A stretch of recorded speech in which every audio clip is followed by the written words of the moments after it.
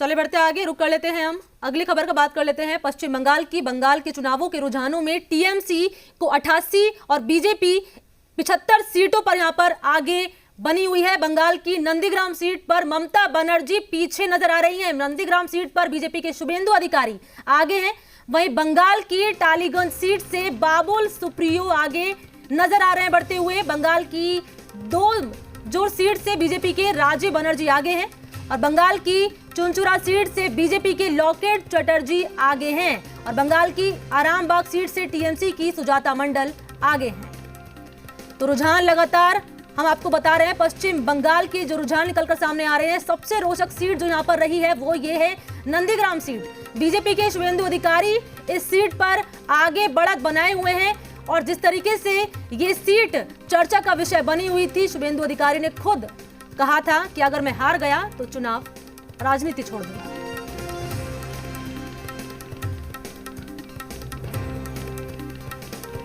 और चलिए इसी खबर पर ज्यादा जानकारी के साथ हमारे ब्यूरो चीफ रजनीश जी जुड़ चुके हैं फोन लाइन पे। रजनीश जी, रुझान निकलकर धीरे धीरे सामने आ रहे हैं। नंदीग्राम सीट पर बीजेपी के शुभेंदु अधिकारी आगे बढ़त बनाए हुए हैं। बंगाल के टॉलीगंज सीट से बाबुल सुप्रियो आगे नजर आ रहे हैं। क्या कुछ आपके पास अपडेट है फिलहाल?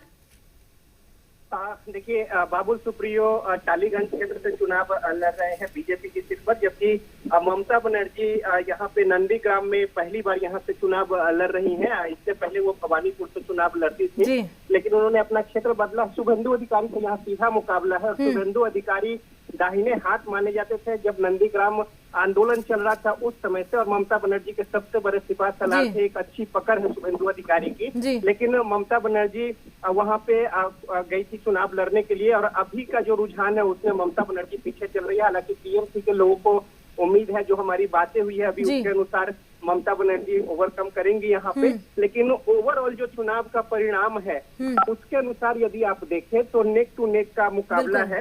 हालांकि शुरुआती जो फेज थे पांच फेज अगर देख ले आप, तो उसमें बीजेपी की जो प्रदर्शन है आप समझ सकते हैं कि 3 विधायक वाली जो पार्टी है वो सरकार बनाने की दावेदारी कर रही है। तो किस तरीके से एग्रेशन के साथ और चुनाव लड़ी है बीजेपी यहाँ पे, और अब परिणाम जो है वो भी यहाँ पे झलक रहा है कि बिल्कुल और देखिए नेक टू नेक टक्कर है रजनीश जी यहाँ पे। और सबसे बड़ी बात ये कि जो बीजेपी साल 2016 में 3 सीटों पर सिमट गई थी वो अभी 75 सीटों पर आगे चल रही है। रजनीश जी, तो सवाल दोहराएंगे? जिस तरीके से आपने महत्वपूर्ण जानकारी दी और देखिए जिस तरीके से आपने बोला नेक टू नेक यहाँ पर टक्कर चल रही है। साल 2016 के चुनावों की अगर बात की जाए तो बीजेपी काफी कम सीटों पर यहाँ पर सिमट गई थी और अभी जो रुझान निकलकर सामने आ रहे हैं वो ये कि बीजेपी 75 सीटों पर आगे चल रही है।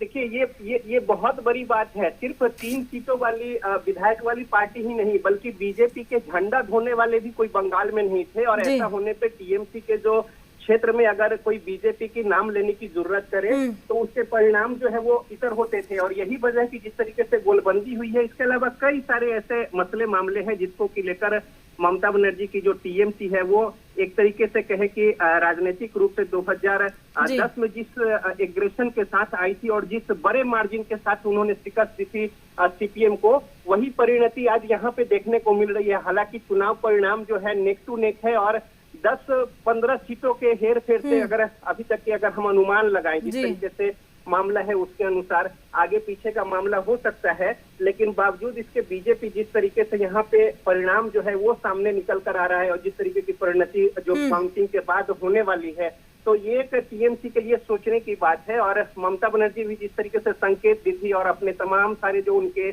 कार्यकर्ता है उनको कहा था कि पोलिंग बूथ वो अंत तक ना छोड़े, तो ममता बनर्जी देखिए शुरू से रेजिडेंस उनके साथ रही है और अंतिम समय तक वो संघर्ष करती है। वो लड़ाई छोड़ने या हारने वाली मानने वाली नहीं है। और आप देखा भी होगा किस तरीके से वो लगातार संघर्ष करके और यहाँ तक सत्ता तक पहुंची हैं। लेकिन जिस तरीके के उनके बयान है उसको लेकर भी ये बात झलक रहा है कि टीएमसी की स्थिति जो रही है इससे पहले अगर 2 चुनाव में देखेंगे वो यहाँ पे नहीं रहने वाला है, जो कि परिणाम के साथ भी दिख रहा है। तो अब बहरहाल आगे पीछे का मामला है। कई ऐसे सीटें हैं जहाँ पे नैरो मार्जिन से अप डाउन हो रहे हैं। अभी परिणाम जो है चूंकि 200 और बड़ा सवाल ये भी रहेगा रजनीश जी, क्या ममता बनर्जी हर बार की तरह इतिहास रच पाएंगी या फिर एक बार यहाँ पर इतिहास बन जाएंगी? महत्वपूर्ण सवाल रहेगा। बहुत शुक्रिया आपका रजनीश जी तमाम जानकारी के लिए। तो देखिए कांग्रेस टीएमसी में और बीजेपी में कांटे की टक्कर यहाँ पर चल रही है। टीएमसी बढ़त बनाए हुए है 88 सीटों पर। बात करें बीजेपी की तो बीजेपी 75 सीटों पर है और कांटे की टक्कर, नेक टू नेक टक्कर दोनों पार्टियों के बीच में देखी जा रही है। हमारे ब्यूरो चीफ रजनीश जी ने भी महत्वपूर्ण जानकारी दी और बताया किस तरीके से बीजेपी जहां साल 2016 में कुछ सीटों पर सिमट गई थी वो अब 75 सीटों पर है, वहीं टीएमसी 88 सीटों पर आगे चल रही है।